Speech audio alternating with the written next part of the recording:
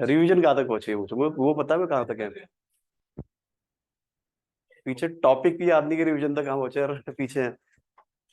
बाकी आप लोगों का कहाँ पहुंचे रिवीजन में? चल ही रहा है, पता नहीं कहाँ चल रहा है। थोड़ा सीरियस तो भाई, पेपर आने वाले। एग्जाम पर पहुंच गए?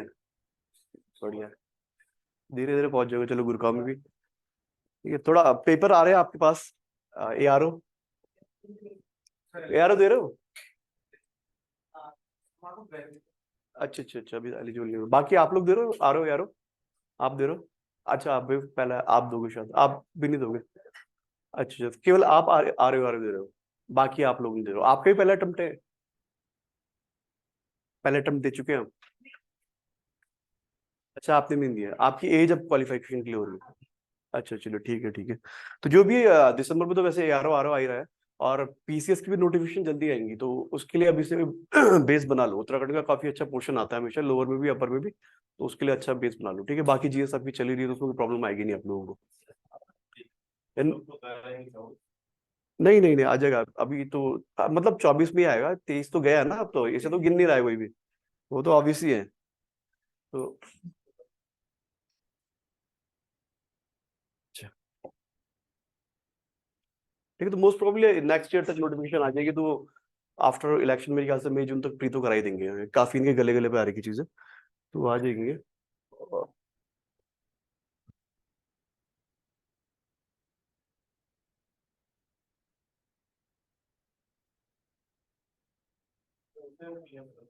कहाँ से करके गए?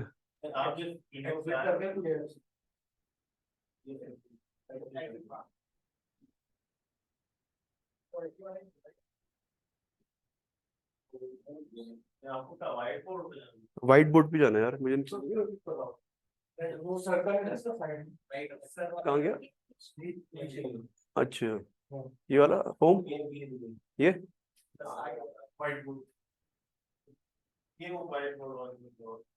अच्छा, आखिरकार। ठीक है ठीक है, तो स्टार्ट करते हैं बेसिकली हम।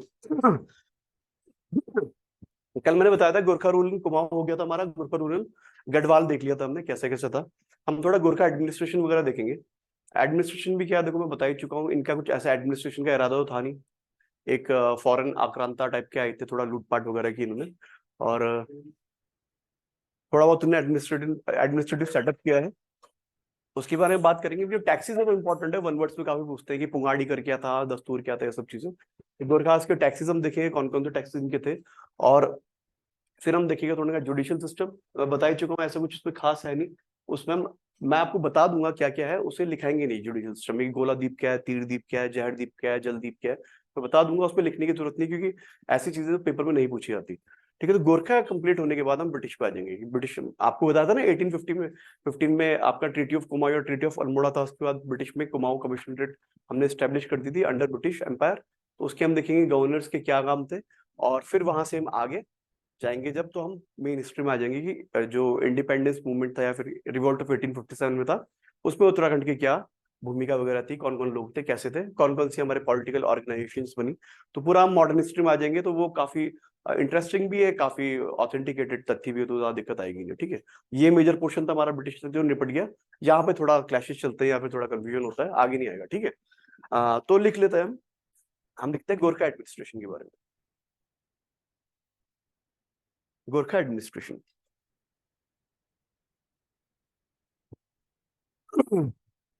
ये लिखेंगे, इस पे ज्यादा बताने का है नहीं। गोरखा एडमिनिस्ट्रेशन पता ही है आपको कि नेपाल का एम्परर है, उसने यहाँ पे सुबह अपॉइंट कर रखा है, वही सारे यहाँ पे कामकाज देखता है। कोई ऐसे अफसरों की फौज नहीं है, मिलिट्री रूल है बेसिकली। मिलिट्री रूल पता है आपको, हिस्ट्री में आपने पढ़ा होगा शायद। मिलिट्री रूल ऑफ स्टेट ऐसा होता है कि जो मिलिट्री ऑफिसर्स होते हैं वही आपके सिविल काम भी देखते हैं। ठीक है, जैसे हम मुगल टाइम में देखेंगे, आगे आगे या मुगल में सल्तनत एरा में देखेंगे आप, मिलिट्री ऑफिसर्स को ही इंपॉर्टेंट दरबार की पोजीशंस दी जाती थी। तो वही गुरखास का रूल भी चला है, और उसी का इनका वो रूल रहा है। ठीक है, तो लिखते हैं इसमें गुरखा एडमिनिस्ट्रेशन में। Gurkha Gurkha rule, Gurkha rule was sort of a military rule, was sort of a military rule where all the important offices, military rule, where all the important offices were given to military officers.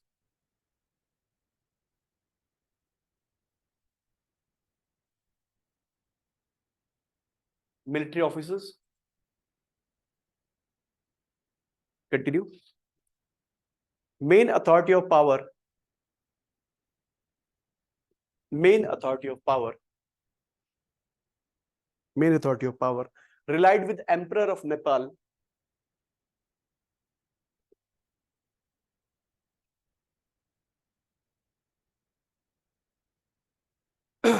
Relied with Emperor of Nepal and was executed in Kumaon by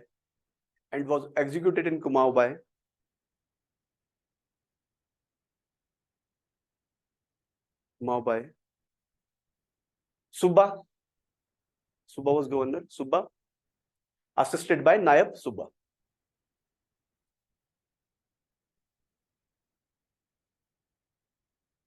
By Nayab Subba. Nayab Tehsildar hota hai. Nayab is basically vice or lieutenant or deputy. Nayab Subba. Continue करना उसमें. Gorkha rule is known for its cruel treatment of common people. Cruel treatment of common people.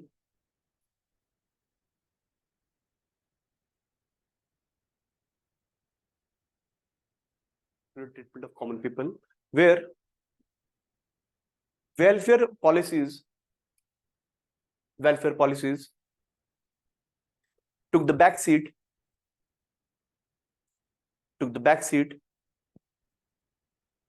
and Gurkha ruler या Gurkha Subas took the back seat and Gurkha Subas emphasized on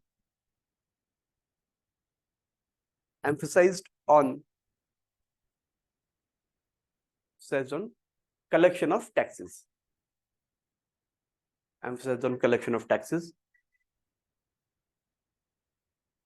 Continue करना. Gorkha rulers.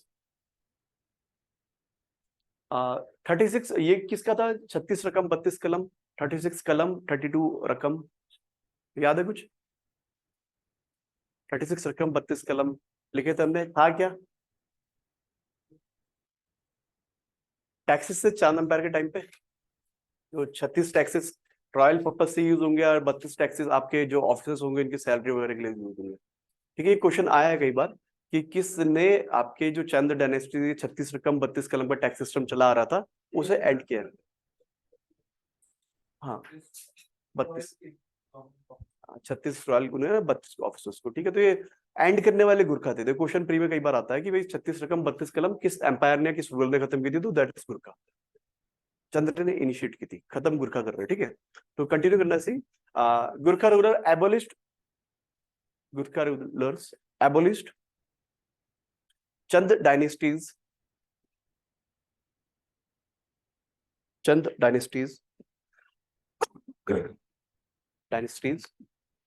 36 रकम 32 कलम tax system. 36 रकम 32 कलम 36 रकम 32 कलम tax system and introduced their own taxation system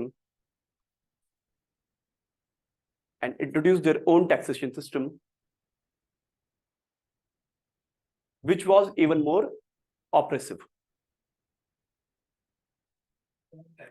Own taxation system which was even more oppressive. तो ये taxation system लाते हैं चंद्र डायनेस्टी से भी खराब होता है. Own taxation system which was even more oppressive. इसमें कंटिन्यू करना. Major taxes included. अब देखते हैं कि कौन कौन से टैक्सेस है जो वन वर्ड में पूछे जाते हैं हमसे. Major taxes included. First one is पुंगाड़ी. First tax is पुंगाड़ी.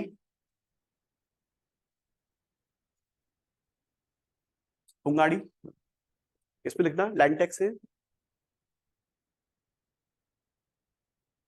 Land taxes के ब्रैकेट में ऐड कर लेना सैलरी ऑफ द एम्प्लॉइज या salary of army, salary of army was paid from the proceed of this tax, from the proceed of this tax. ठीक है, तो basically पुगाड़ी was land tax, इसका आपके आर्मी का सेटलमेंट होता है से। नेक्स्ट वन, हाँ एम्प्लॉई, एम्प्लॉई आर्मी एक ही ना, कि मैं बताया ना कि आर्मी स्टेट है तो आर्मी वाले ही सारा काम देख रहे हैं। नेक्स्ट वन इज सुवांगी दस्तूर। हाँ ये सारे टैक्स लिख रहे हैं ना, ऊपर हेडिंग पढ़ी हमने, मेजर टैक्सेस लिख रहे हैं ना, सुवांगी दस्तूर सारे अच्छे टैक्स है। टैक्स जो देता है उसके लिए बुरे होते हैं, बाकी सबके लिए अच्छे हैं, सरकार के लिए अच्छे टैक्सेस। ठीक है, सुवांगी दस्तूर is land tax again.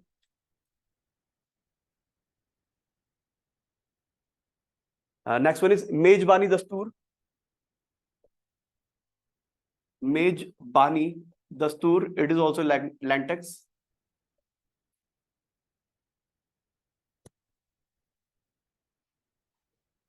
Shivani नहीं, मेजबानी। अच्छा सुवांगी, सुवांगी दस्तूर, ठीक है, सुवांगी दस्तूर ये भी लैंड टैक्स है। मेजबानी दस्तूर भी लैंड टैक्स है, मेजबानी दस्तूर is also land tax. Next one is सलामी, नेक्स्ट वन इज सलामी, ठीक है, सलामी is a gift to the king, सलामी is gift to the king.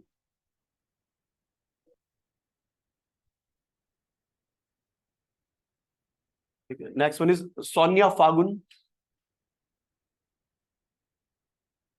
Sonia फागुन, सोनिया फागुन, इसमें लिखना टैक्स फॉर फेस्टिवल्स।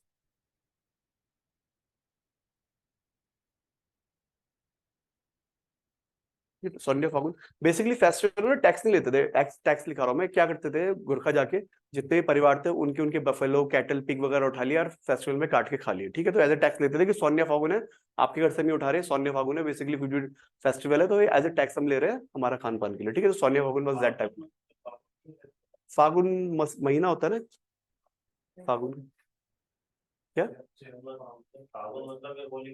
हाँ तो उसके सब टैक्सी है। ये बेसिकली फागुन तो वो हो गया ना, आपका मंथ हो गया। ठीक है, हाँ फागुन के आसपास हो चल रही कि देखो हमारे त्योहार में होली ऐसा त्योहार है जिसमें पूरा खुला ही खेल चलता है कि चिकन भी बन रहा है मटन भी बन रहा है। दिवाली दिवाली में कुछ होता नहीं, तो ये भी हिंदू थे तो होली के टाइम पे सब होता था।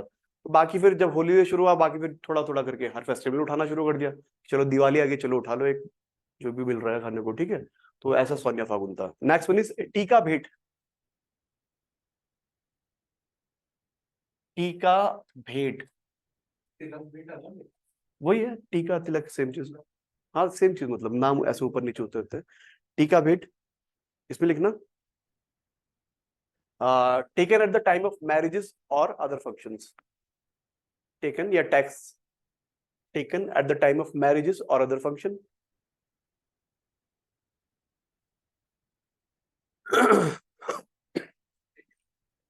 मैरिजेस और अदर फंक्शन, मैरिज और अदर फंक्शन, कुछ भी फंक्शन हो रहा है आपके यहाँ, चूड़ा गम वगैरह कुछ भी, तो ये टीका भेंट लेना आ जाते थे। नेक्स्ट वन इज मॉकर, MAUKAR, मॉकर, मॉकर दिस इज होम टैक्स। ठीक है, प्रॉपर्टी टैक्स कह लो, होम टैक्स कह लो।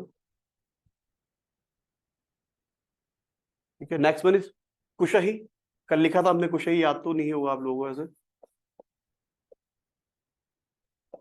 कुशही। ठीक है, लिखना टैक्स इम्पोज ऑन ब्राह्मण, टैक्स इम्पोज्ड ऑन ब्राह्मण बाय बमशाह।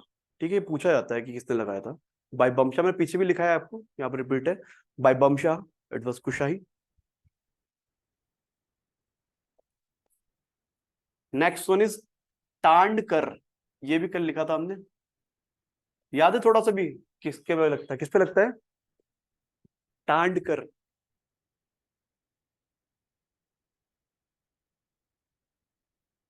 देख के बता दो, झूठा ही सही। किस पे लग रहा है टाइम करिए?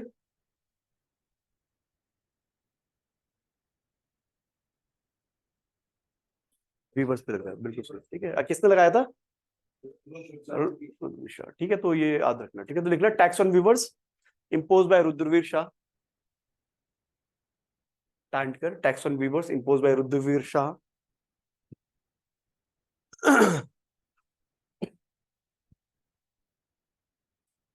ठीक है, नेक्स्ट वन इज मिझारी।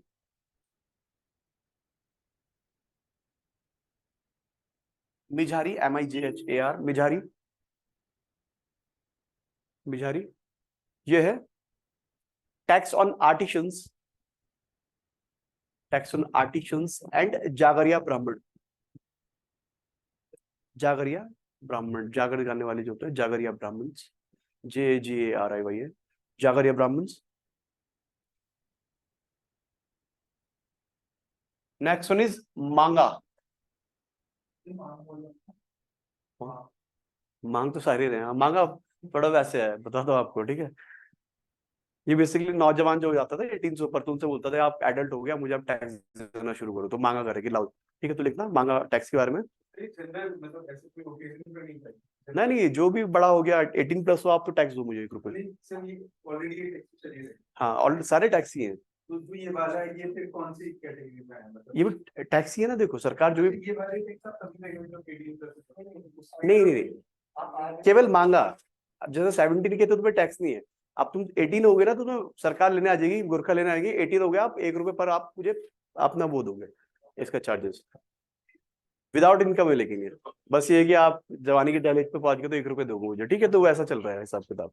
तो मांगा है ये, ठीक है। तो लिखना इसमें tax on an adult person.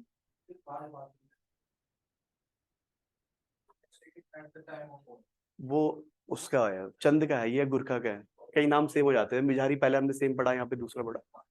हाँ, तो वो वहां पे हमने चांद में का दूसरा पढ़ा था, ये हम गोरखास के पढ़ रहे हैं। ठीक है, तो tax impose on adult by the rate of ₹1 पर पर्सन, ठीक है। ₹1 पर पर्सन होता था, ₹1 पर person.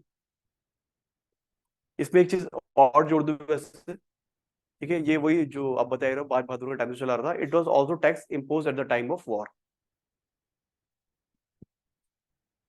It is also tax impose at the time of war या इमरजेंसी। इसमें तो ₹1 पर पर्सन बता रहा हूँ।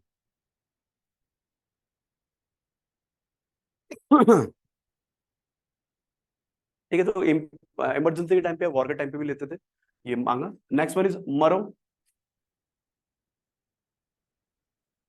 मरो, MARO, ठीक है। तो डेफिनेशन से है, मरने का कुछ आ रहा है इसमें। तो it was tax impose on sunless person, जिसका कोई बेटा नहीं होता था, उस पर टैक्स लगा देते कि मरो टैक्स दो में।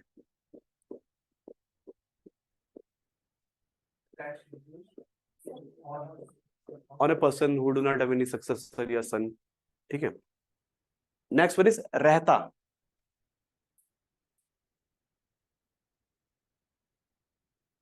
रहता, REHTA,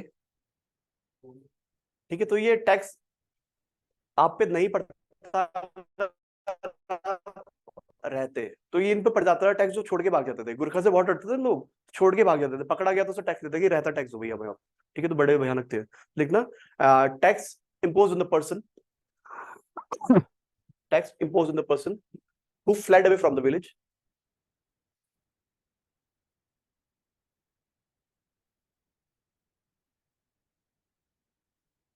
who fled away from the village. Next one is Behta, which is BEHTA, Behta. It is tax imposed on hidden wealth. Tax imposed on hidden wealth. Wealth. Next one is घी कर। घी कर ये किस पे लगेगा नाम से? घी कर किस पे लगेगा नाम से, क्या लग रहा है? ये कैटल पे बेसिकली, ठीक है, डेयरी कैटल पे। लिखना इसमें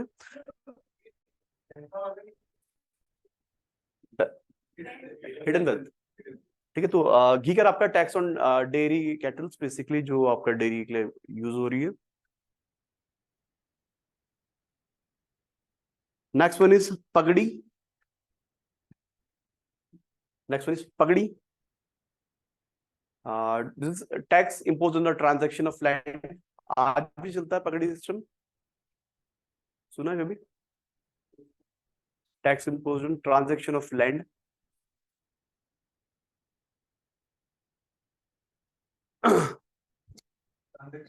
transaction of land, basically land अगर ट्रांजैक्ट कर रहे हैं ना आप, तो आपसे पगड़ी लेंगे। अभी भी होता है ना पगड़ी, होता है क्या आज के टाइम पे? बेसिकली सिक्योरिटी डिपॉजिट टाइप का हो गया अभी पगड़ी समय ना, तो उसमें से थोड़ा चला रहा है। तो ये उसमें टैक्स लगा देते थे कि जैसे मैं आपसे कुछ खरीद रहा हूँ, तो मैंने खरीदा है, तो मैं आपको सर्टेन पगड़ी अमाउंट गवर्नमेंट को दूंगा एज अ टैक्स। जैसा आज गवर्नमेंट स्टैम्प ड्यूटी ले लेती है ट्रांजेक्शन ऑफ उसमें, तो वैसे पगड़ी छोड़ दो, ठीक है। नेक्स्ट वन लिखना, अदानी दफ्तरी। अदानी दफ्तरी, अदानी दफ्तरी, ठीक है। तो इसमें लिखना tax impose for providing salary to the revenue officers. Tax impose for providing the salary of the revenue officers.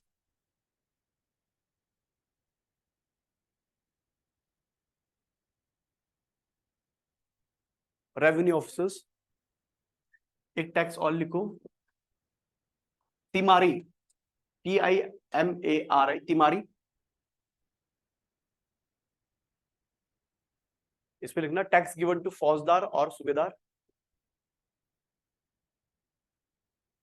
Given to फौजदार और सूबेदार। बेसिकली सूबेदार और फौजदार ले लेते थे कि भाई हमारा हिस्सा है, ऊपर तक नहीं जाएगा, सूबेदार या फौजदार।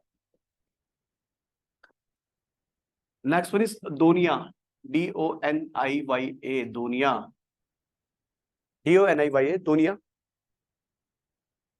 This was tax levied on cattle, ठीक है। डेयरी कैटल पे आपका वो घीकल लग रहा है, वैसे कैटल पे आपका ये लग रहा है, दोनिया। And the last one is जानिया सुनिया, ठीक है, जानिया सुनिया, ठीक है। ये ठीक है, जानिया सुनिया, ये अलग अलग ही हिसाब का टैक्स था। देखो गुरगांव ने तो टैक्स लगा रखे थे, क्या चल रहा है क्या नहीं चल रहा है पता नहीं चल रहा है। अगर कॉमन पब्लिक रेवेन्यू ऑफिसर से पूछा ना कि किस बात का टैक्स है, क्यों टैक्स है, तो ये एक और टैक्स लगाते हैं जानिया सुनिया, पूछा क्यों, तो ये अलग टैक्स है, ठीक है। तो जानिया सुनिया, तो इसके बारे में लिखना, tax levied if any information is seeked from the royal officers, tax levied if any information is seeked from the royal officers regarding imposition of tax.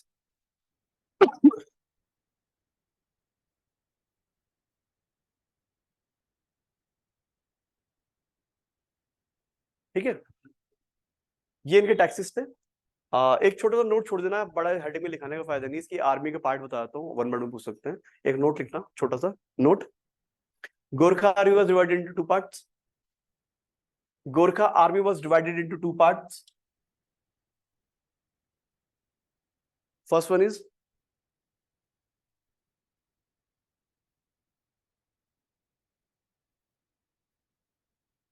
जागचा, या फिर इसे बोल सकते हैं हम जागरिया, जागचा या फिर जागरिया, ठीक है। इसके ब्रैकेट में लिखना परमानेंट आर्मी है बेसिकली ये।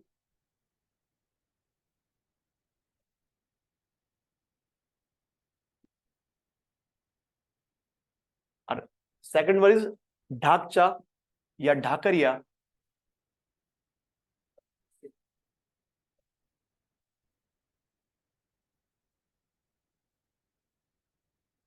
ठीक है। जागचा या Zakaria is permanent army basically, ये परमानेंट आर्मी आपकी जो हमेशा स्टेशनड रहती है, ठीक है। और ये आपकी टेम्पररी आर्मी जो कि वॉर के टाइम पे कॉल की जाएगी, ठीक है। तो सिंपल होती है, पहले भी ये सिस्टम चला आ रहा था हर जगह, यहाँ भी चला, कोई बड़ी बात नहीं। क्लियर इतना, ठीक है इतना। तो इनका टैक्सेशन सिस्टम था, देखो इनका टैक्सेशन सिस्टम इतना इंपॉर्टेंट नहीं है। गुरखा का टैक्सेशन सिस्टम मेंस के क्वेश्चन में कभी नहीं आएगा, बहुत कम चांसेस है, लेकिन वन वर्ड में बहुत पूछते हैं कि ये कौन कौन से करते क्या थे, ये सब चीजें। क्लियर इतना। तो इनका टैक्सेशन सिस्टम था, या फाइनेंशियल मैनेजमेंट या एडमिनिस्ट्रेशन कह सकते हैं हम।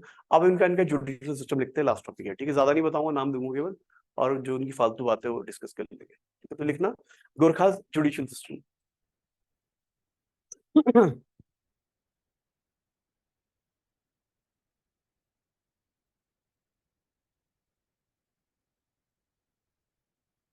ठीक, इसमें लिखते हैं इसमें गुरखास जुडिशियल सिस्टम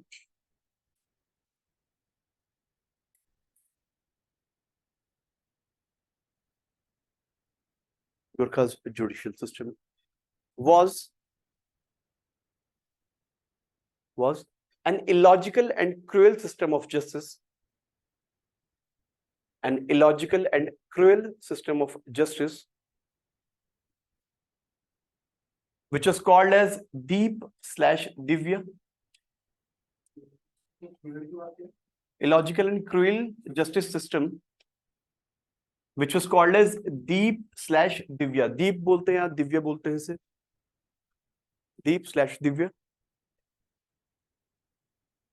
Continue करना. Justice was mainly provided by Subba. Justice was mainly provided by Subba, Naib Subba, Naib Subba, and other high-ranking military officers.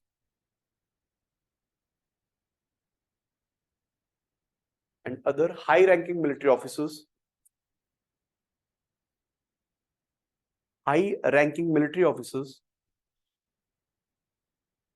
However, in Almoda,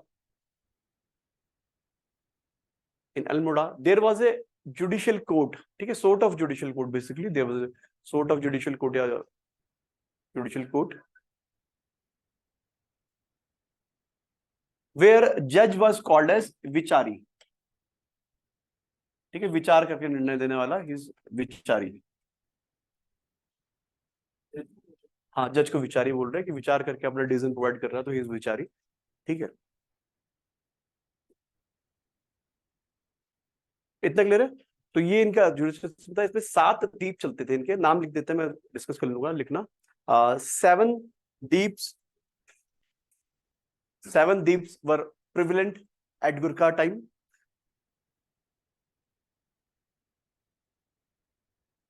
Gurkha time. ठीक है, 7 द्वीप है. देखो अलग अलग टेक्निक है, थोड़ा मैं बता दूंगा. मैं फर्स्ट वन लिखना गोला द्वीप.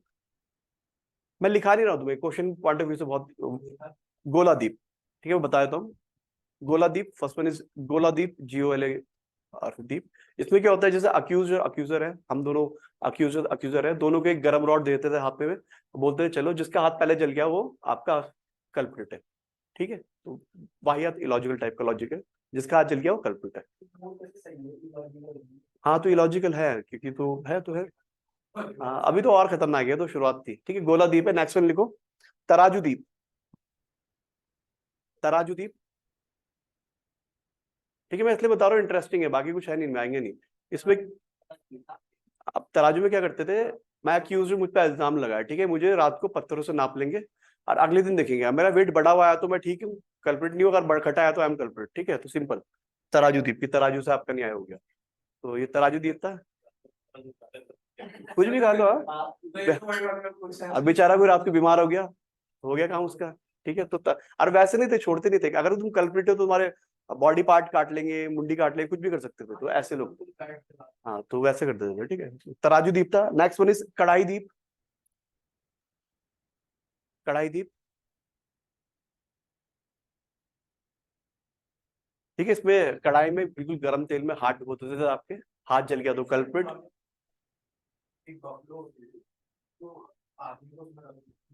अरे वो तो ग्रीस क्रूस की बात कर रहे हैं. वो कॉपर स्टैचू के अंदर रखते थे, वो तो ग्रीस की बात है. वो फॉर्मर टॉर्चर के अलग अलग प्रोसेस है. ठीक है, तो ये तुम्हारा कौन सा लिखा, पता नहीं यार. ये तो बहुत एक्चुअली देखो, ये सब होते हैं करप्शन के प्रैक्टिसेस के तरीके.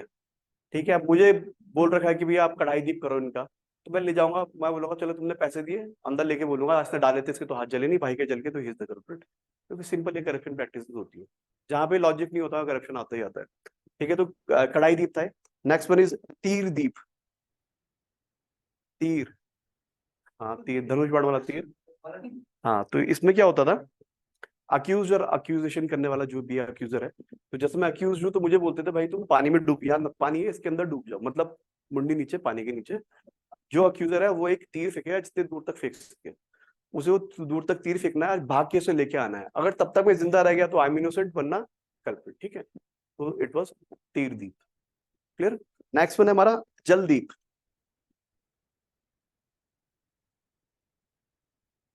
ठीक है, जलदीप भी सिंपल ही है दोनों की तरह। अक्यूज और अक्यूजर दोनों को पानी में डुबा देंगे, जो मरा वो कल्प्रिट। ठीक है, बिल्कुल सिंपल। नेक्स्ट वन इज जहरदीप। जहर देखो तो नाम से पता चल रहा है आपको कि जहर दे देंगे, जो मरा वो कल्प्रिट। हाँ, तो जो बच गया वो इनोसेंट है ना फिर। वो ना करप्शन प्रैक्टिस है, दूसरे को जहर खिलाया नहीं, जिसने पैसे दिए बस उसने नहीं खिलाया, जिसने नहीं दिए उसे जहर खिला दिया। तो जहरदीप था। And the last one was मंदिरदीप। मंदिरदीप, ठीक है, थोड़ा डिफरेंट था, हालांकि ये भी लॉजिकल था काफी हद तक। हमारे कुमाऊं में न्याय देवता है गोली देवता। तो ठीक है, जैसे मैं और ये हमारे कुछ प्रॉपर्टी के विवाद है, मनी या लैंड का विवाद है, तो हम दोनों को बोला जाता था कि आप दोनों में से कोई ना कोई तो सच है, कोई ना कोई झूठ है। जैसे लैंड का विवाद है तो कि हम जाके वो land of peace of land या थोड़ी मिट्टी डाके गोली देवता के मंदिर में रख देंगे, और दोनों को कहा जाता था कि आप वो मिट्टी वहां से उठाओ या पैसा मंदिर से उठा के अपने घर ले जाओ। जिसके घर में 6 महीने के अंदर डेथ होगी तो मतलब वो कल्प्रिट। ठीक है, मतलब गोली देवता ने न्याय कर दिया बेसिकली। ठीक है, तो हालांकि सारे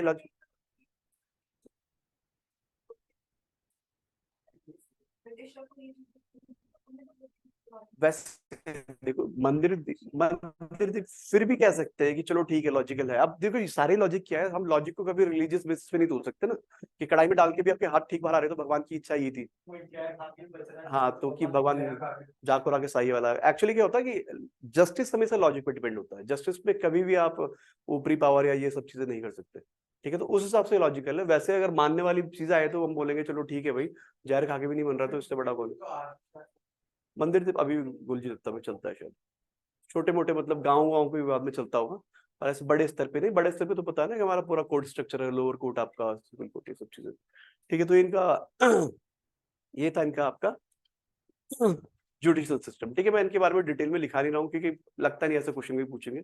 हालांकि आपको पढ़ना, आप किसी ने एक सप्लीमेंट किताब ले लो कोई, मतलब छोटे बहुत नॉलेज के लिए, परीक्षा वाणी भगवान सिंह धामी टाइप की, ये छोटे मोटे फैक्ट या कुछ पढ़ने के लिए। विंसर भी ठीक है। कौन सी, बलोदी साहब वाली? दिखाने को कौन सी वाली विंसर? प्रयाग की तो नहीं है काम की, मतलब ऐसे बोलना नहीं चाहिए। परीक्षा, हाँ। एक्चुअली देखो उत्तराखंड में, उत्तराखंड की हिस्ट्री के सोर्स क्या है, किताबें एक दो ये वो सब कंपाइल करके बैठे हैं, हर कोई ये कंपाइल कर रहा है। मैं भी उत्तराखंड पढ़ा रहा हूँ आपको, तो 4-5 किताबों से कंपाइल करके पढ़ा रहा हूँ, कोई किसी का अपना डाटा किसी का नहीं है। ठीक है, गजट थे पहले के, कोई किताबें लिख के गए बद्री पांडे वगैरह, उनका कॉम्पाइलेशन ही हर कोई पढ़ाता है। ठीक है, तो कॉम्पाइलेशन मुझे भगवान सिंह धामी की थोड़ी ठीक लग रही है। परीक्षा वाणी तो अपने आप में एमसीक्यू के लिए अच्छी है, तो वो आप ट्राई कर सकते हो फैक्चुअल नॉलेज के लिए, क्योंकि फैक्चुअल नॉलेज जितना लोगे उत्तराखंड में अच्छा है। पेपर में कितना डीप जाएगा आयोगे किसी को नहीं पता है। ठीक है, जो ग्रुप सी के पेपर है उसमें तो बहुत डीप जाते हैं, उनका तो अलग ही लेवल चलता है। ठीक है, उनका तो अलग है। लेकिन अपर जो लोअर है, अपर पीसेस में थोड़ा लेवल लेवल अच्छा आता है, जनरलाइज लेवल रहता है, और पूछते भी काम की चीजें। पर उसके लिए भी थोड़ा कुछ ना सप्लीमेंट आपको करना पड़ेगा। ठीक है, सप्लीमेंट सोर्स से पढ़ोगे और इससे आपका रिवीजन भी हो जाएगा। वैसे भी आप नोट्स तो पढ़ नहीं रहो, किताबें पढ़ लो थोड़ा। ठीक है, तो इससे आपको हो जाएगा।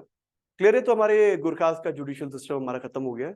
और ये गुरखास खत्म है, एक शॉर्ट टाइमलाइन लिख देते हैं थोड़ा आपको रिवीजन के लिए। तो लिखना शॉर्ट टाइमलाइन लिख लो, कुछ भी सब डाल दो, शॉर्ट टाइमलाइन की। ठीक है, इसमें देखो मैं आपको ब्रिटिशर्स मेंशन करूंगा, परमार्स मेंशन कर लूंगा, थोड़ा चंद तो निकल चुके हैं, चंद का एक ही इंसिडेंट मैटर वो करेंगे हम। और ये जो आगे ट्रीटी ऑफ सागोली वगैरह ये मेंशन ज्यादा मैं करना चाहूंगा। ठीक है, अब जैसे कि हम देख रहे हैं ना कि ये पैराग्राफ लिखाने का मेन मतलब ये मेरा है कि मतलब कि अगर हम एंग्लो नेपाल वॉर हुआ था 1814 वाला, बैटल ऑफ नालापानी वाला, वो कहाँ तक ऐसे कारण पहुंच गए। ठीक है, तो मैं बताऊंगा कि जैसे 1767 से नेपाल की जो एम्पायर में है वहां पे ब्रिटिश दखलंदाजी शुरू हो गई थी। ठीक है, धीरे धीरे बढ़ती जाएगी। और हम देखेंगे कि ब्रिटिश, आपको पता है ट्रेड के बड़े वैसे थे लोग कि ट्रेड हमें करना है, इन्हें तिब्बत से ट्रेड करना था। और तिब्बत से ट्रेड करने के लिए नेपाल एम्परर को आगे चल के कहते हैं 1810-12 में, आप हमसे सब्सिडी अलायंस करो। नेपाल एम्परर मना कर देते हैं तो चिढ़ जाते हैं। दूसरी बात देखना, आपकी सुदर्शन चावी ब्रिटिश से हेल्प मांगने आता है कि आप मेरी गद्दी वापस दिलाओ। तीसरी बात, नेपाली जो गुरखास थे बड़े, आपको पता ही है, वीर तो थे ही अच्छे खासे, तो ये ना रेगुलरली ब्रिटिश इलाकों में रेड करते थे, अवध बुटवाल वाला एरिया वहाँ रेगुलर रेड करते थे। तो इन सब बातों से परेशान होकर फाइनली ब्रिटिशर्स इन पर अटैक करते हैं। फिर हम देखेंगे कैसे ट्रीटी ऑफ सागोली हो रही है, बीच का कैसा विवाद हो रहा है कि रेटिफाई नहीं हो रही ट्रीटी, एक थापा गुट बन जाएगा, एक हस्त दल गुट बन जाएगा, फिर फाइनली रेटिफाइड हो गया ट्रीटी ऑफ सागोली की क्या शर्तें होती है। ठीक है, तो छोटा से छोटा लिखेंगे। हर चीज जो मैं लिखा रहा हूँ सारी चीज इंपॉर्टेंट नहीं, फैक्चुअल एक कहानी के रूप में लिख लो ऐसे, ठीक है। तो लिखो, ऐसे लिखो, बल्कि ऐसे से करके ना 1767, इसके आगे एक एरो मार के लिखो, फिर अगला साल बताऊंगा उसके आगे एरो मार के लिखना और इजी रहेगा, ठीक है। लिखना 1767 Nepal king Jayaprakash Malla, Jayaprakash Malla asked for the British help, asked for the British help to help in his fight for Nepal throne, the Nepalese throne, to help in his fight for Nepalese throne, help in his fight for, या help in the war of succession लिख लो, better है, help in the war of succession throne against Prithvi Narayan Shah, Prithvi Narayan Shah. इसमें लिखना British forces वर devastatedly defeated, या फिर simple लिख लो British forces was defeated in this expedition.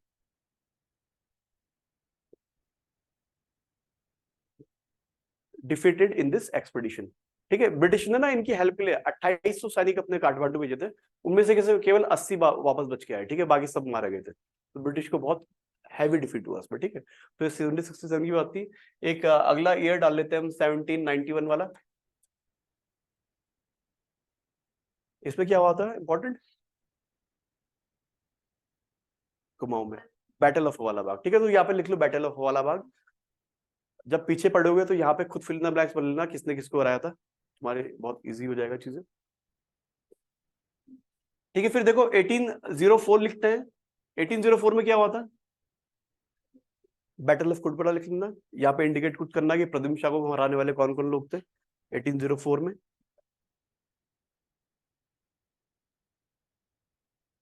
ठीक है। इस टाइम पीरियड में आपको बताता हूं मैं कहां पे कौन था।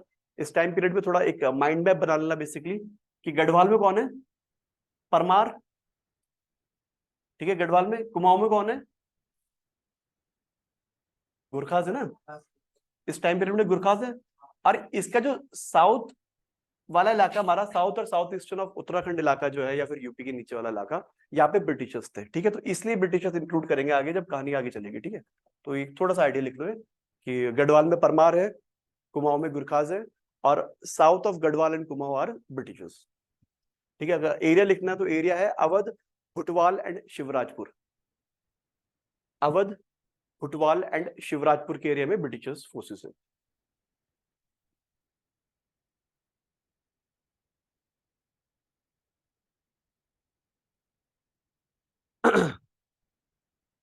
क्लियर इतना।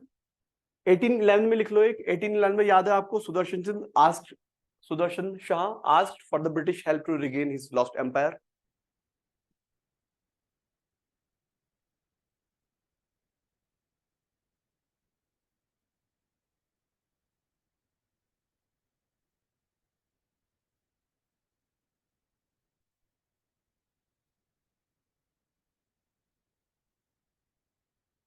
ठीक है, आस्क्ड फॉर लॉस्ट एम्पायर। अब देखो 1814 में कूदते हैं हम और लिखते हैं first Anglo Nepal war started due to three reasons. First Anglo Nepal war started due to following reasons.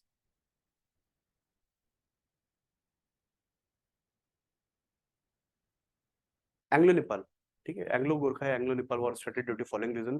तीन रीजन है, कौन कौन से, बिल्कुल, एक तो रेड करते हैं, दूसरा सुदर्शन शाह, उनसे बोलते थे ना करो हमारी हेल्प करो कुछ, है ना। अभी तो बताया, चलो मैं लिखा देता हूँ, याद रहेंगे। तो फर्स्ट लिखना है इसमें Sudarshan Shah asked for the help of, asked for the Britishers help, Sudarshan Shah asked for the Britishers help to regain his lost kingdom.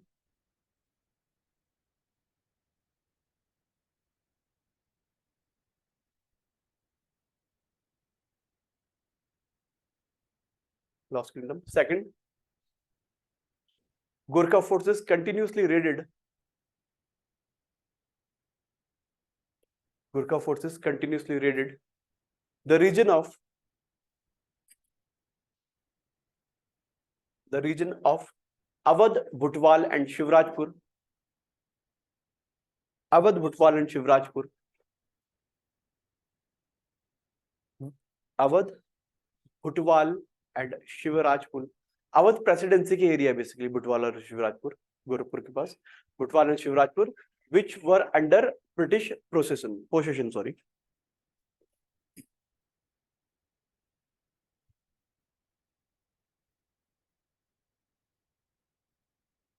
A third reason है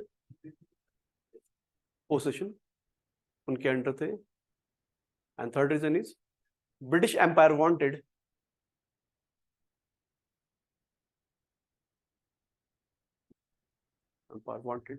to have free trade, have free Indo-Tibetan trade,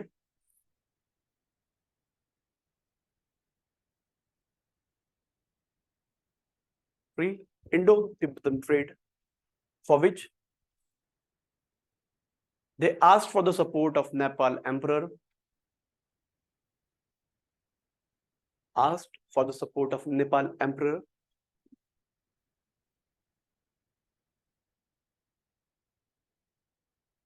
which he declined. ठीक है, अब देखो war शुरू हो गया, अब war शुरू हो गया है। अब बड़े परिप्रेक्ष्य में देखें हम, ज्यादा हमें लिखने की जरूरत नहीं, नेपाल को चारों तरफ से घेर लेती है ब्रिटिश फोर्सेस। नेपाल ऐसे है ना, अगर जैसे भी है, मतलब यहाँ से यहाँ से यहाँ से चारों तरफ से ये अपने बहुत बड़े बड़े कर्नल हो गए, मेजर जनरल हो गए, गिलेस्पी टाइप के लोग, इन्हें भेज देती है। अब बोलती है नेपाल पे अटैक कर दो, ठीक है। इन्हीं में से एक अटैक जो वेस्टर्न साइड से होता है, यहाँ कहाँ से होता है, जिसमें हमारे बैटल ऑफ नालापानी होती है। बैटल ऑफ नालापानी के बारे में लिखेंगे हम, ठीक है। बैटल ऑफ नालापानी के बारे में एक पहले बता दूं। अब देखो, ब्रिटिश एम्पायर का नेपाल से वॉर शुरू हो गया। नेपाल के इंडिया में भी कॉलोनी है, सिक्किम में है, हिमाचल में थी, और उत्तराखंड, गढ़वाल, कुमाऊं तो आपको पता ही है, ठीक है।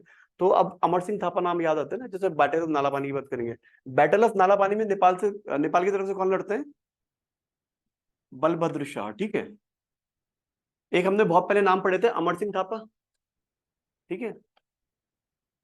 इनके बेटे थे एक रणजोड़ सिंह थापा, ठीक है, रणजोड़ थापा। अमर सिंह थापा ये आपके श्रीनगर में स्टेशन थे जब बैटल ऑफ नालापानी हो रहा था ना, ये श्रीनगर में स्टेशन थे। रणजोड़ सिंह थापा ये नाहन में स्टेशन थे, और बलभद्र ये आपके ऊपर नालापानी में दून में बैठे, ठीक है। तो ये अमर सिंह थापा के पोते थे बलभद्र, और रणजोड़ सिंह थापा उनके बेटे थे, ठीक है। तो ये हम थोड़ा बैटल ऑफ नालापानी में एक लाइन ऐड कर लेते हैं। टाइम पीरियड में कौन सा 14 लिखा ना हमने, ठीक है। ये जो चारों तरफ से घेरा, किस अधिकारी ने कितना घेरा, कितने फोर्सेस कहीं मारे, कितने लोग मरे, हमें कोई मतलब नहीं, ठीक है। बड़ी लंबी कहानी, हमें केवल अपने उत्तराखंड की मतलब है लिखना। 25 अक्टूबर टू 30 नवंबर 1814 नेक्स्ट टाइम जो लिख रहे हैं, नेक्स्ट, हाँ नेक्स्ट टाइम पीरियड या फिर नेक्स्ट जो है 25 अक्टूबर टू 30 नवंबर 25 लिख लो सर, ठीक है। 25 लिख लो, किताबों में कहीं 20 भी लिखेगा, 30 भी लिखेगा, ये रफ आइडिया है बेसिकली। 25, 20 लिखा था, 20 लिखा होगा, 25 लिखा होगा, 25 ही लिखा होगा मेरे, आपने गलत लिखा होगा, ठीक है। 25 अक्टूबर टू 30 नवंबर 1814 लिखना इसमें। बैटल ऑफ नालापानी, ठीक है। दो ऑफिसर्स का नाम ले रहा हूँ ब्रिटिश फोर्सेस में जिसका बहुत योगदान जाता है जिताने में। Battle of Nalapani, where major general Gillespie, major general Gillespie, हाँ GILLESPIE, major general Gillespie and colonel Mawbey, colonel Mawbey, Mawbey is MAUBY, Mawbey defeated Balbhadra Shah, defeated Balbhadra Shah,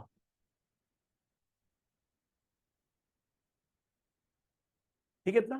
तो ये हमारा बैटल ऑफ नालापानी था। तो अब British forces, sorry Gurkha forces हट जाती है।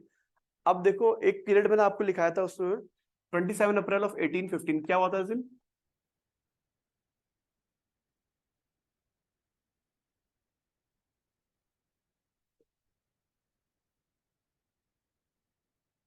थर्टी नवंबर 1814 को बैटल ऑफ नालापानी खत्म हो गया, गुरखा फोर्सेस हार गई। अब गुरखा फोर्सेस रिट्रीट करेंगे टुवर्ड्स नेपाल। नेपाल जाने से पहले कहाँ जाएंगे अपना, वो बताएंगे कहाँ पे इनका बेस था, कुमाऊं, कुमाऊं में बचाने की कोशिश करती है, लेकिन 27 अप्रैल 1815 को ट्रीटी ऑफ कुमाऊं में पढ़ा ना हमने कि वहां से ही भगा देते उन्हें। एक बैटल ऑफ राजमंडी होगी 25 अप्रैल को, मैं लिखा दूंगा, वहां पे फिर से हार जाएंगे गुरखा। और फाइनली 27 अप्रैल 1815 को ही बोलेंगे हम जा रहे हैं अपने वापस कहाँ, नेपाल। ठीक है, फिर एक ट्रीटी होती है 2 दिसंबर 1815 जिसे हम बोलते हैं ट्रीटी ऑफ सागोली। ये पीस स्टेब्लिश करती है। हालांकि ये ट्रीटी रेटिफाइड नहीं होती। रेटिफाई मतलब कि ट्रीटी तो हो गई, यहाँ के जो उनके वो थे रिप्रेजेंटेटिव थे, लेकिन इसे मान कोई नहीं रहा है। वहां पे नेपाल के एम्परर के कोर्ट में अलग अलग फैक्शन बन गए। एक बोलता भाई हम तो और लड़ाई करेंगे, एक बोलता है हमें पीस चाहिए। फाइनली ब्रिटिश फोर्सेस फिर जाती है, फिर हराती है, और फिर मार्च 1816 में ट्रीटी रेटिफाई होती है।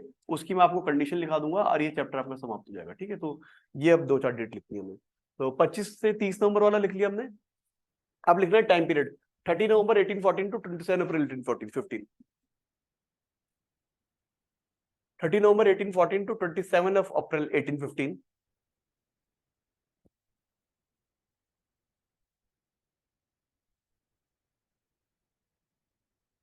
लिखना इसमें British forces,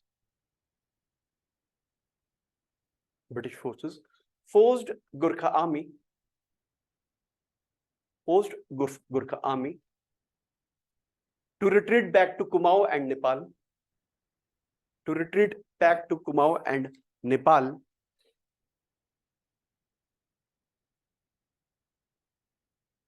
on 25th April 1815, 25th April 1815, 1815 at Battle of Rajmandi, at Battle of Rajmandi, Rajmandi, Battle of Rajmandi, at Battle of Rajmandi, British forces under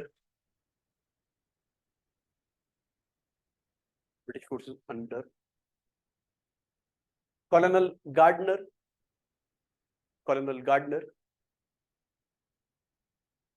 and Colonel Nicholas, संधि बोलते हैं इसे कई जगह, लिखना, and Colonel Nicholas defeated Bamshah of Kumaon. Bamshah was the last Subba of Kumaon, याद होगा आपको। Defeated Bamshah of Kumaon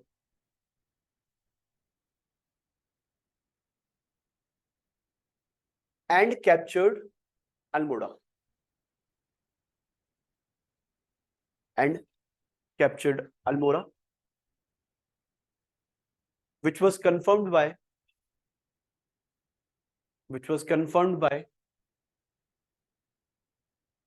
was confirmed by treaty of Almora slash Kumaon, दोनों बोलते हैं इसका नाम। ट्रीटी ऑफ कुमाऊं भी बोलते हैं, ट्रीटी ऑफ अल्मोड़ा भी बोलते हैं। which was confirmed by treaty of Almora या फिर treaty of Kumaon, treaty of Almora, treaty of Kumaon, signed on 27th of April 1815.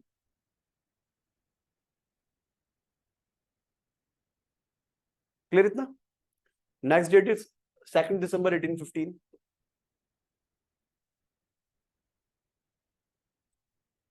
2nd December 1815, इसमें लिखना ट्रीटी ऑफ सागोली या सुगौली लिख लो, कुछ भी लिख सकते हो। Treaty of Sugauli, SUGUALI, treaty of Sugauli, SUGUALI, treaty of Sugauli was signed between P. Bradshaw, P. Bradshaw, P. Bradshaw, BRADSHAW, P. Bradshaw, ये नाम से पता चला ब्रिटिश है।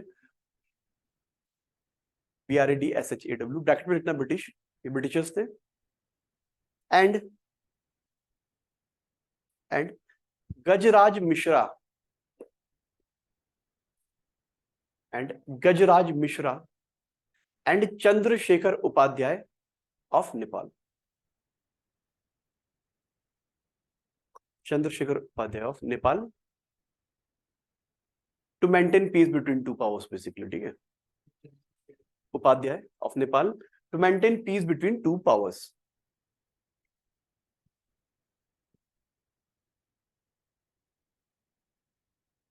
क्लियर इतना? यहां तक समझे तुम? ठीक है, अब पीस बिटवीन टू पावर। ठीक है, last time period 2nd December 1815 से 4th of March 1816।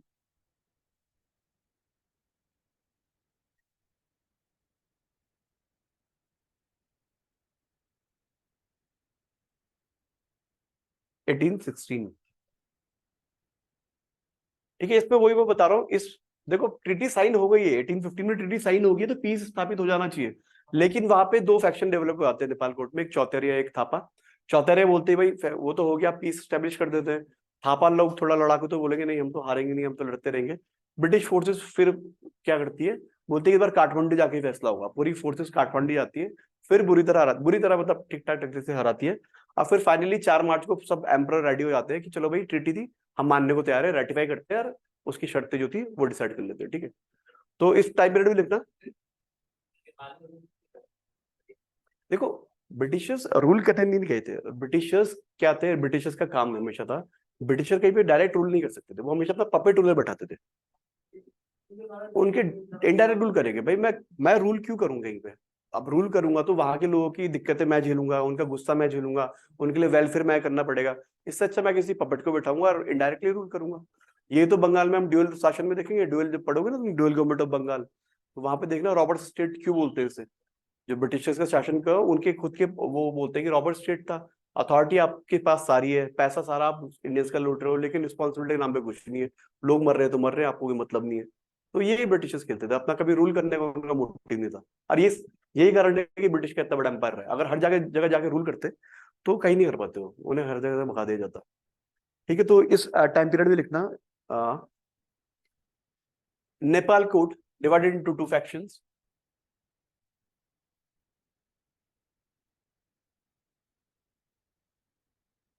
To factions, Chautariya faction, Chautariya faction advocated for peace, advocated for peace, advocated for peace, brought about by Treaty of Sugauli, Treaty of Sugauli, whereas Sugauli अभी नीचे ऊपर लिखा था ना, Sugauli, whereas Thapa section, Thapa section of Thapa faction wanted to continue the war.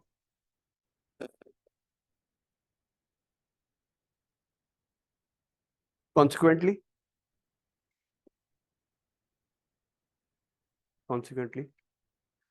final round of war started at Nepal. Yeah, in Nepal. Final round of war started in Nepal.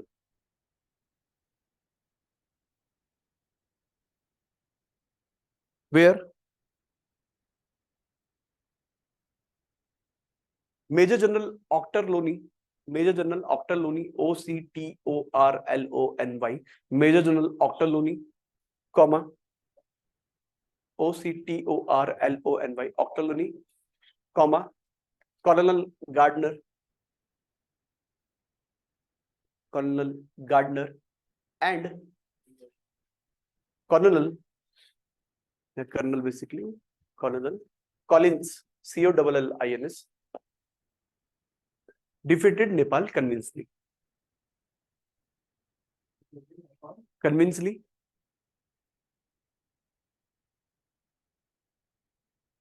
which led to the final ratification of Treaty of Sagoli, which led to the final ratification of Treaty of Sagoli, Treaty of Sagoli or Treaty of Sugauli on 4 March 1816. 4 March 1816 with following terms and conditions.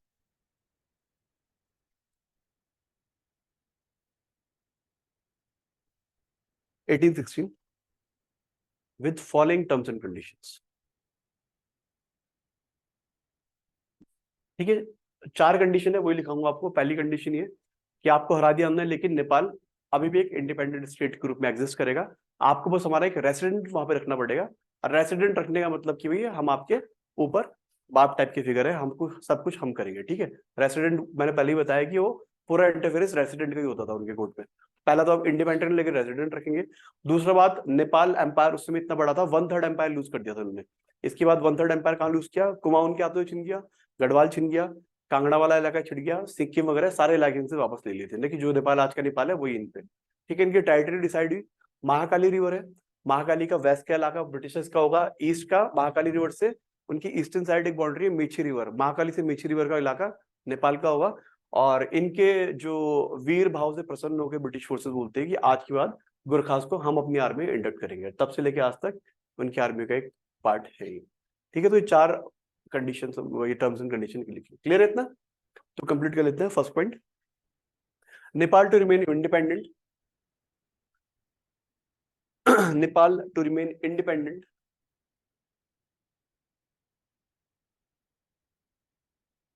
but was forced to keep an English resident, forced to keep an English resident at Kathmandu, resident at Kathmandu। ठीक है, eight Kathmandu की बात कर रहे हैं तो मतलब Kings court की बात कर रहे हैं, at Kathmandu. Second point, Nepal lost almost 1/3 of its territory, lost almost 1/3 of its territory in the form of Gadwal, in the form of Gadwal, Kumaon, Sikkim and Kangra।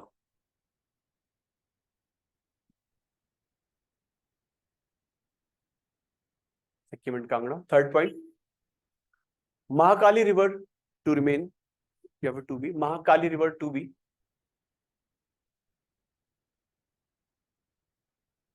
Mahakali River to be western boundary, to be western boundary, and Mechi River, MECCHI, and Mechi River is MECCHI, Mechi River to remain eastern boundary of Nepal Empire, remain eastern boundary of Nepal Empire। Basically ये ऐसा हो गया ना कि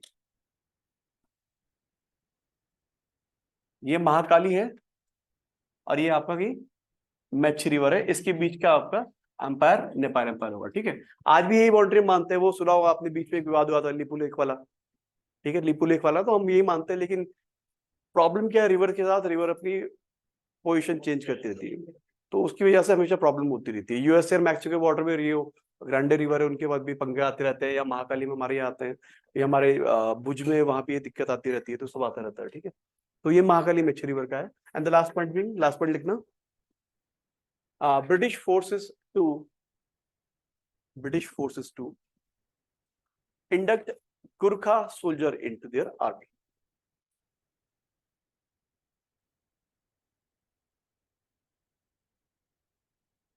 Gurkha soldiers into their army, into their army। Clear इतना? तो ये timeline देखिए, मैंने आपको शॉर्टकट में थोड़ा वो करा दिया, जब चैप्टर पढ़ोगे तो टाइमलाइन देखोगे थोड़ा याद आ जाएगी, पर इसे रिवाइज कर लो यहाँ तक। तो देखो हमारा ऑलमोस्ट हमारा सब कंप्लीट हो चुका है। हमारा ब्रिटिश एम्पायर शुरू करते हैं वैसे भी, पर ज्यादा नहीं है, मतलब ये यहाँ तक थोड़ा चीजें थोड़ी काफी कॉम्प्लेक्स थी। इतना क्लियर है? आगे बढ़ेंगे तभी, इतना तो सबको क्लियर है, कोई दिक्कत नहीं है। ठीक है, इसे रिवीजन कर लो जल्दी से। और अब हम स्टार्ट करेंगे अभी से ब्रिटिश एम्पायर इन उत्तराखंड। ठीक है, कर लेते अभी, काफी टाइम है पे। 12:55 हो रहा ना, 101 बजे क्लास है, कल 1:15 थी। अरे सुबह कितने बजे से क्लास थी आपकी? 10:15 से थी। कितने बजे तक चली हो? 11:45 तक। ओहो, 12:54। अब 1:05 से पक्का?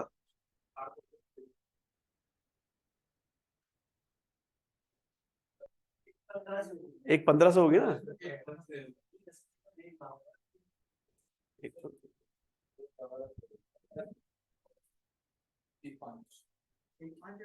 कहाँ लिखा है ये? कब का वैसे दिखा रहे हो? टुडे तो आज ही है।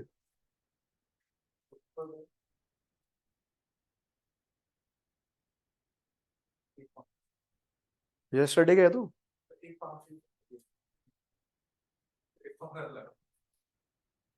चलो भाई, जो भी जैसा है।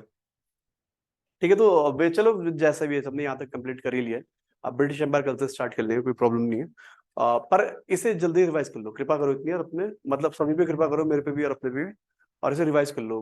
बाद में जिस दिन वो हो गया ना, पाइल अप हो गया, सब छूट जाएगा, धरा का धरा रह जाएगा सब कुछ, और कुछ काम नहीं आएगा। ठीक है, तो इतना करते हैं।